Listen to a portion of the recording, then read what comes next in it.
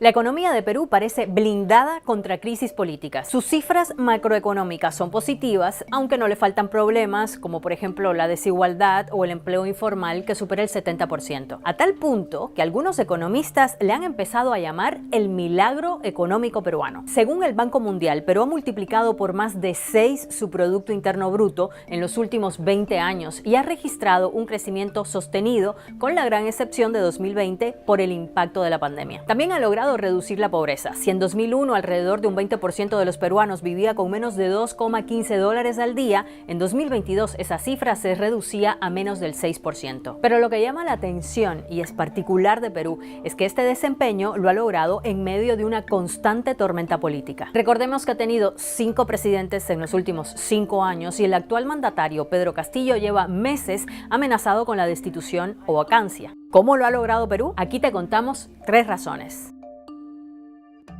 La primera es la independencia y autonomía del Banco Central de Reserva del Perú. La Constitución de 1993, vigente hasta hoy en Perú con muchas modificaciones, fue impulsada por el expresidente Alberto Fujimori. Según sus críticos, sirvió para legitimar a un régimen autoritario, pero al mismo tiempo el texto otorgó independencia al Banco Central en uno de sus artículos. En opinión de algunos expertos, como la investigadora del Centro de Estudios Peruanos, Carolina Trivelli, esto ha permitido tener una gestión técnica y profesional independiente. Y esa palabra, independiente, es fundamental para un banco central, pues evita las presiones políticas que puedan obligar a sus funcionarios a tomar medidas de corto plazo o respondiendo a presiones de grupos determinados. El directorio del Banco Central de Perú cuenta con 7 miembros que son elegidos por el gobierno y el Congreso. Esas designaciones han generado más de una polémica y rivalidades políticas en Perú, pero una vez han sido designados, los funcionarios pueden actuar de manera independiente. En Perú, la Constitución establece que es el Banco Central el que debe buscar una estabilidad de precios en el país,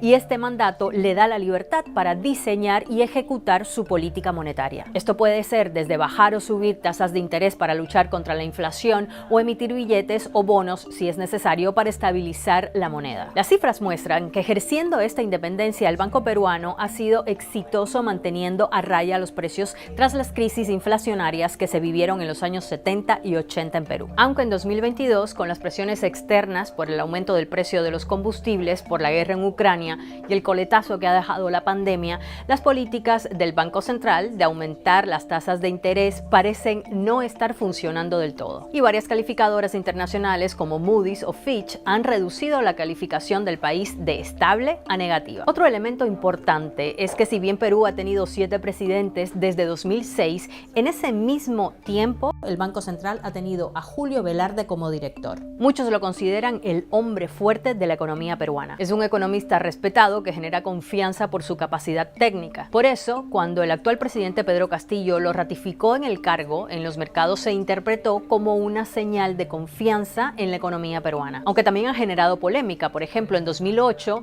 fue blanco de duras críticas por sugerir que en los techos de los barrios pobres de Lima se podrían sembrar hortalizas para sentir menos la inflación.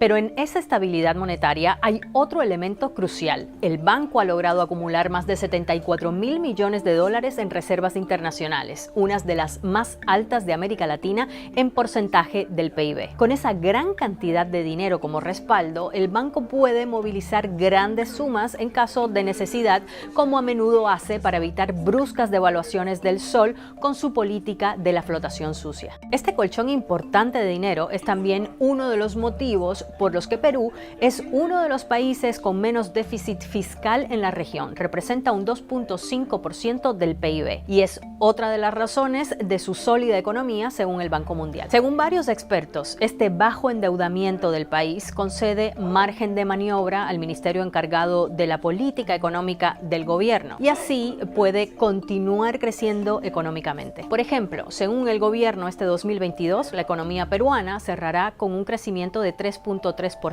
una cifra superior a la subida del 2.2% que tuvo en 2019 antes de la pandemia. Otro elemento que hace a la economía peruana resistente a las crisis políticas es que el modelo económico está blindado en la Constitución. La misma Constitución del 93, de la que hablábamos al principio, impide en su artículo 62 que los contratos firmados puedan ser modificados por leyes posteriores. Y esto da mucha seguridad a compañías que quieren invertir y que buscan seguridad, porque así tienen la garantía de que las condiciones de sus operaciones no se verán alteradas, sea cual sea el contexto político. Dicen que aunque por una parte esto ha permitido al país captar inversión, por otra le ha quitado al Estado poder de negociación en contratos clave, por ejemplo, en el trato con las multinacionales en las exportaciones de las materias primas. Pero a pesar de estas cifras macroeconómicas exitosas, no se puede decir que se han resuelto los grandes desafíos económicos del país. Hay muchos que dicen que estos números no se han repartido con justicia y que el Estado tiene una deuda pendiente para mejorar servicios vitales para los peruanos, como la educación, la salud o el abastecimiento de agua.